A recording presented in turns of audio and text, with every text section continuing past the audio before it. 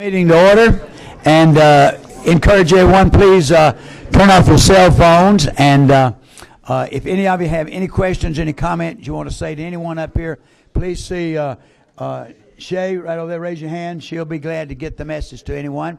Do we have any teachers in the audience today? We always like to recognize our teachers. We're glad to have y'all. Where y'all from? What county? Walker. Clark. All right, we're glad to have y'all with us. To start our meeting off today, I'd like to, as we always do, there'll be no comments today, so there should not be a sign-up sheet. So I'd like to ask Chairman Randy Nix if he would please open our meeting with prayer.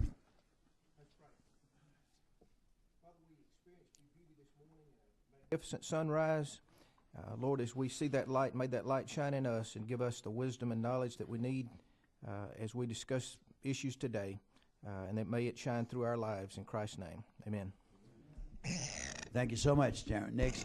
I want to thank everyone, first of all, for all the organizations, all the individuals and the teachers. I felt like we had probably one of the finest hearings that I've ever been part of.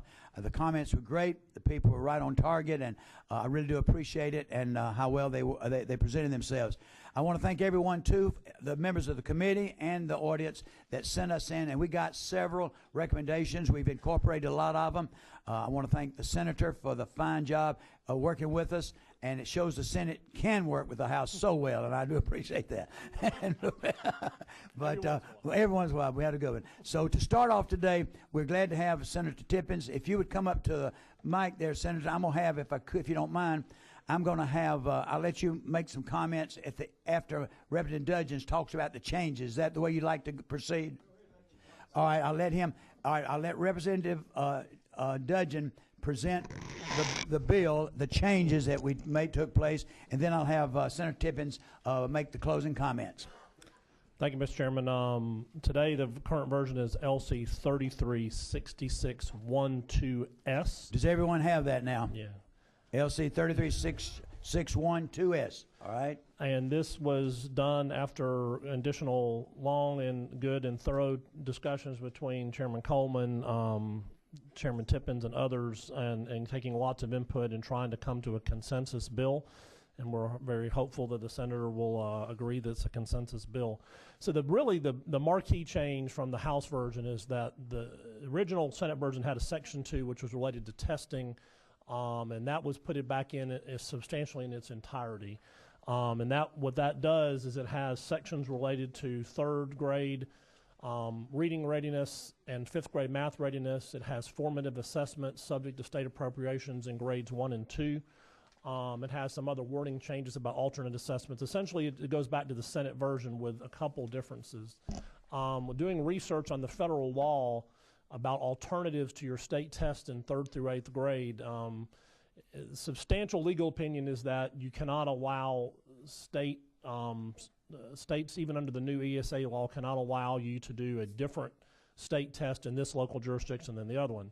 However, it does talk about pilot studies and who knows what the federal law will be, and so as far as a section that allows a local under a flexibility contract to look at taking a multiple formative test, rolling up to a summative, and use that as an alternative to what in our case would be the milestones, we put that section back in with a caveat that it would have to be authorized by federal law in a pilot program. And that, again, allows us, if that happens later and systems want to take advantage of that flexibility, they can do so.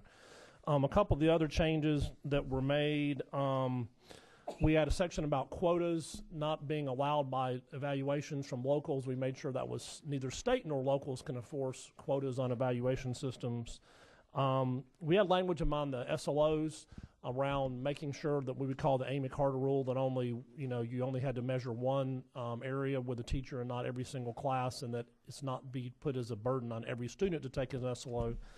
But also Senator Tippins had language about alternatives to SLOs, about using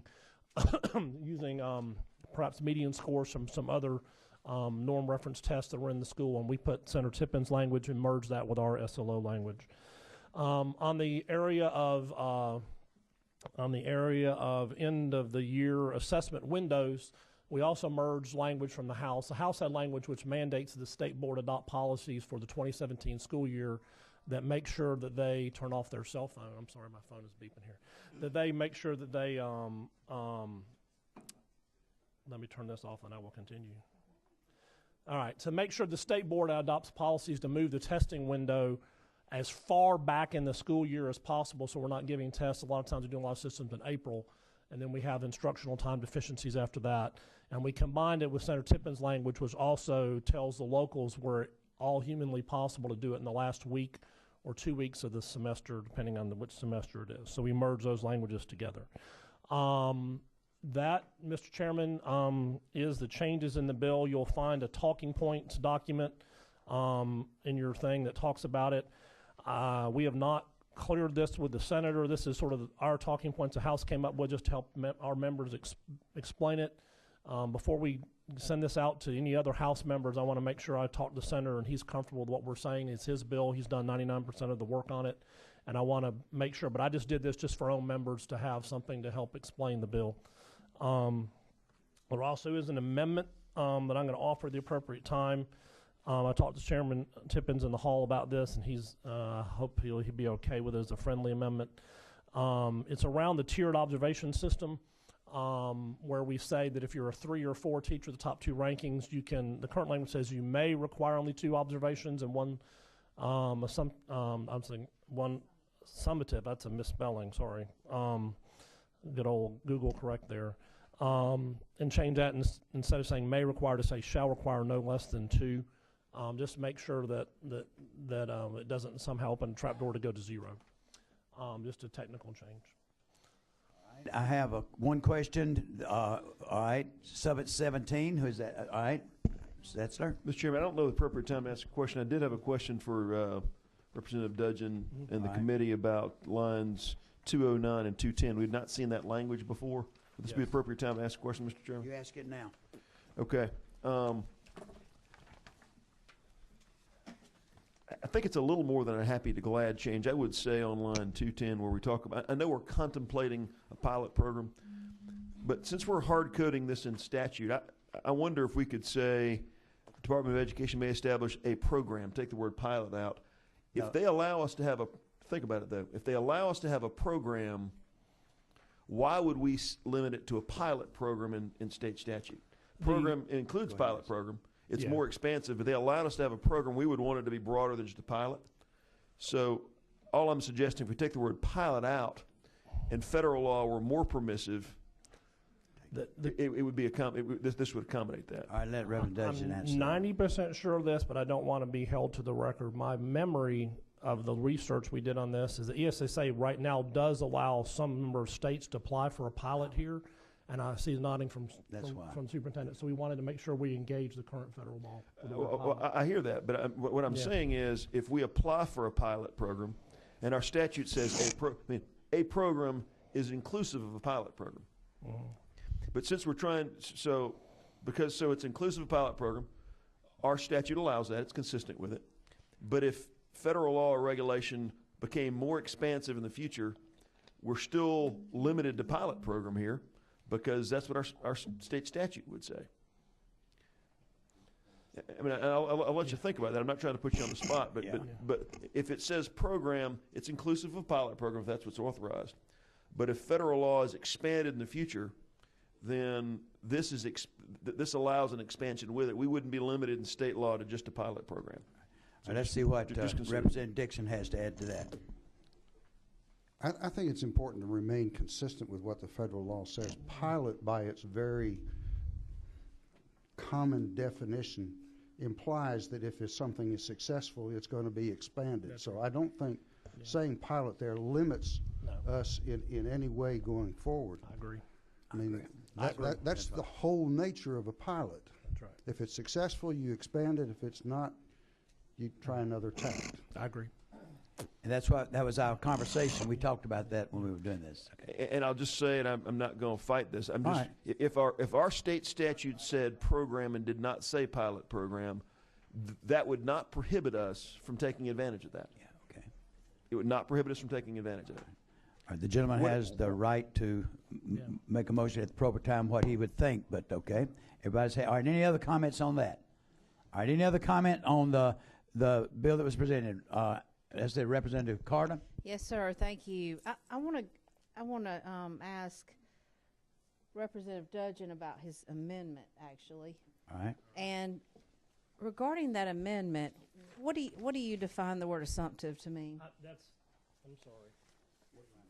sorry. I'm on his amendment that was in our packet, or on top. That he's talking about offering. It's in your package. Everyone has a copy. The word assumptive means summative. I'm Should sorry. be summative. He just misspelled it. I just misspelled it when I copied the line. And you I missed heard that you when you say walked in. that. He said he misspelled it. Well, I heard him, and I didn't so my write it amendment down. really should. That's It's really changing the first part of that sentence. It means summative. Thank I you. apologize. That's the teacher in you catching that. That's good. My Very mom's an good. English Very teacher. good. She'd be disappointed. All right. Any other questions or discussion about the House comment over the changes we made? I see none, so at this point I'll ask the senator to come forward and comment on what the changes are and give us his recommendation.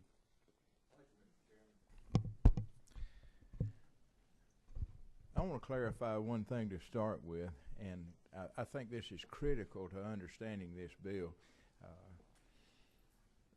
Representative Dudgeon referred to this bill as my bill, and I guess I was the primary sponsor of it. But this really wasn't my bill. This was a culmination of working with a lot of people in a lot of places. I've talked to a lot of superintendents and asked them for their feedback. I've talked to school board members. I've talked to teachers. I've talked to principals and asked them, tell me, if you were going to get to fix it, how would you fix it? This is a result of a lot of input. As I said the other day, I'm not sure everybody got everything they wanted. That may be a good thing. And I said the other day, I felt like I brought you a good bill. I did feel like I brought you a good bill. When I saw the first cut of the House version that came out, I didn't like it. But I can tell you this, the compromise that we have settled on, I think is a better bill than the one I brought you. There was some give and take in it, and that's what this legislative process ought to be about, is give and take. I had made the statement before, the 30% that was based on student growth, I thought it might ought to be 20 and 10. But I can counterbalance that with the fact that attendance went to 90% instead of 80%, and I'm not sure if that doesn't offset that difference in there. And guaranteeing we have a higher percentage of attendance in the class for those courses those teachers are going, or those tests that those teachers are going to be held accountable for. So it is a give and take process. I believe it's been a very fruitful give and take process. And I want to thank the House Education Committee. I especially want to thank Chairman Coleman and Vice Chairman Dudgeon, Chairman Dixon, Chairman Nix for your input into this, and several others we have talked about. I think the changes that you have made in the testing window are very effective. I was gratified that we put Section 2 back in, the K-5 component. I think long-term, everybody calls it a testing bill. I think the changes we're talking about in Section 2 are going to probably have more long-term positive results than any other portion of this bill if we can put it in place and get it right. I believe that it's the role of legislation to define the what. What is it that we're looking for from the state perspective? A lot of this bill, we've talked about the hows of how it's going to be implemented. I want to stress, one size is not going to fit all. This bill is very flexible by its design because we have so many different situations throughout the state of Georgia. And if we were prescriptive and it defined a method of doing things, it may be fine for some districts. It may be a disaster in others. And I think that's the beauty of the flexibility contract. I want to concur with a statement that was made the other day, and I think maybe Representative Carter made the question, said, now that we've got this, how's it really going to make a difference? I believe that was you. I want to give you one example, and it comes from my business experience. There was a client that I really wanted to do business with because they did a lot of business. And I tried to get their account for a long time, and it had been unsuccessful. And I had a foreman that worked for me and still does. He's been there almost 30 years. He happened to drink coffee in a particular restaurant every morning at 5:30, and he struck up a relationship with one of the people in that organization. And after about 3 years of coffee drinking, we got the account. And at the end of the year, he got a $10,000 bonus. And that's probably some of the best money I ever spent. And he was tickled to death. I think the solution to the problems that we face in education are with the people that are in the districts, and we need to free up their creative abilities to come up with solutions. I think the SLOES issue is one of the areas people say it's not clearly defined what it's going to be. That's probably true, because I'm not sure that a legislator can sit down with clarity and definity and come up with a definition of what SLOES ought to be. But I do believe this. We've got people in the education community that can come a lot closer to that. Chairman Coleman has talked about grant programs. My idea of grant programs may be a little bit different.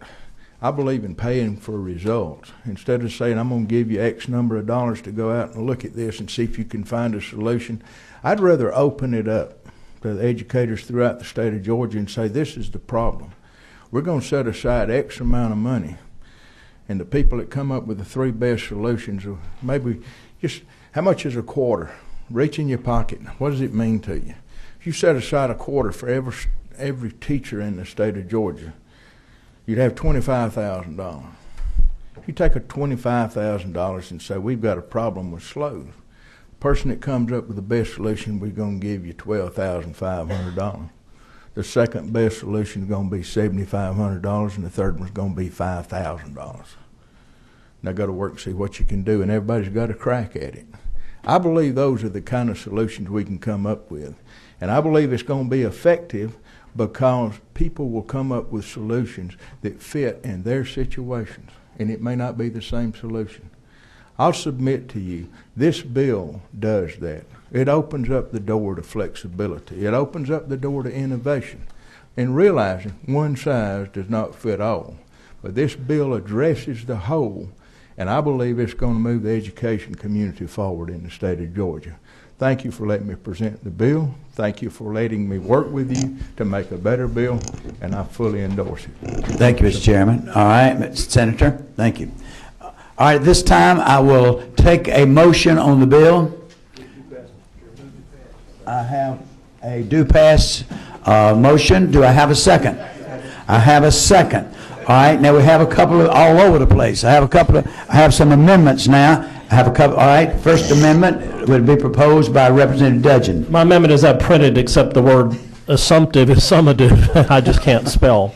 It basically changes may require only 2 to shall require no less than 2 on line 144. All right, that's our first amendment. Representative Sattergate said I would. Do you want to make? Are you wanting to make an amendment? We'll just finish this. Mr. Chairman, I will not make the amendment I contemplated before. I would say there was some consideration. I talked to some folks who are in the seats today about some further amendments that I think ultimately would provide some rigidity that perhaps we don't need right now. So I'm going to back off those, and I appreciate Representative Dudgeon's amendment covers one of the amendments I want to make. Okay, I have someone, number 27. Do you have a comment? I have a question on the amendment, if you don't mind. Yes, sir. Okay, question on the amendment. I am not sure exactly what we're trying to do there. This is from what I read in this section. We're talking about the proficient or exemplary teachers. And this says they may require only 2 classroom observations. If they're our best teachers, oh, that is the intention, but the word may is not it may is the concern was that, well, it may require 2, or may require 97, or it may require 0. In other words, we're trying to make sure that they can get down to the 3 that we want. So that's what. I was thinking that if they're our best teachers, we could. No, that was the whole goal. No, we were trying to accomplish the same goal. Okay. It just with the language with may. Was concerned about that. We have too many evaluations. We have too many evaluations. That's right. This says they got to have 2. This is going to 3 count the assumptive. That's right. Right. The summative assumptive. Yes. Right. Chairman Setzer may have some other insight on this amendment because he and I talked about it. Did that get all your question? Just a comment, if you don't mind. Make a comment, yes, sir. I just want to tell the senator how much I appreciate him bringing this bill and working this through the committee, but I appreciate the leadership of this committee and all you guys have done. Y'all have just done a Herculean effort on this. I appreciate the chairman, vice chair, and the others that work with you. I think y'all have done a wonderful job, and I just want to give you a shout out for that, Mr. Chairman. Thank you. Appreciate that. Thank you. All right, Representative Setzler. Mr. Chairman, I want to take off on what Chairman Maxwell said. Someone did bring this to me. I didn't plan to offer as an amendment, but I think the way this works is that the best teachers require 3, and other teachers, it's not specified. It says multiple, which seems to be 2. I don't know if, and I know in our haste we want to get this done, I don't know if we would want to make the language apply. All the teachers would get no less than 3. Because right now we have a defined and higher standard for the best teachers and an undefined standard for the least experienced teachers. And I think that's unintentional. I share that representative. Someone brought that to me, that maybe the no less than 3 should apply to everybody as just a clear across the board standard.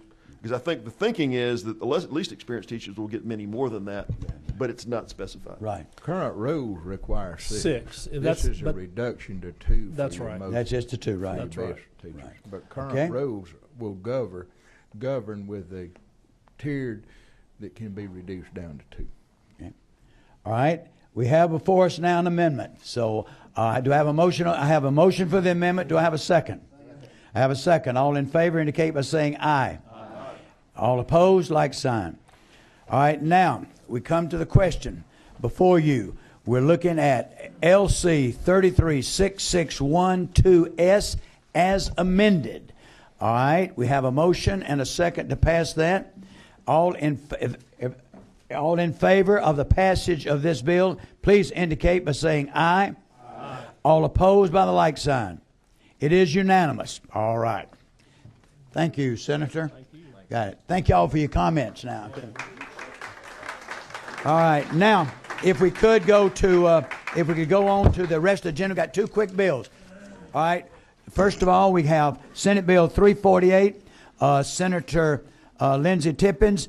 If you would, I think brevity is going to really count on this one very much. So do you want to stand up and just tell us quickly that you want us to pass it? Same bill you saw the other day with no changes. Just All right. vote yes and vote early. If you remember, Representative Dixon had some concerns. He wanted to make some changes, and he had to leave. He said his concern. He says no changes. His concerns have been met. He is in favor of the bill. So any other questions? I have a question 16. I was going to make a motion, Mr. Chairman. I entertain a motion. Motion do pass. I have a motion do pass. Do I have a second? I have a second. Any question? All in favor, please indicate by saying aye. Aye. All opposed, like sign.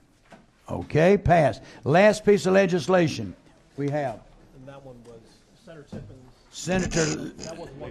No, be carry number 348. I will put Irene about that better. That's. And it's going to be, but that bill will probably be merged with the House bill. That's going to be merged. We still got to have a sponsor for Dudgeons. Irene, I think, has worked that out. She did. It was with me. Yeah, just whatever. All right. Whatever she. Well, Representative Dudgeons is all right. Now we have Senate Bill 355. Senator William Liggins and the sponsor over here in the House, Joyce Chandler, will be the sponsor in the House. You heard this bill the other day in subcommittee. We've heard it in full committee. Senator Liggins, again, brevity is appreciated. Just tell us what it does in about 4 or 5 words. Well, I'll just ask for your favorable consideration. That is a good comment. So I can take a hint. All right. I represent Speaker 29 for a motion.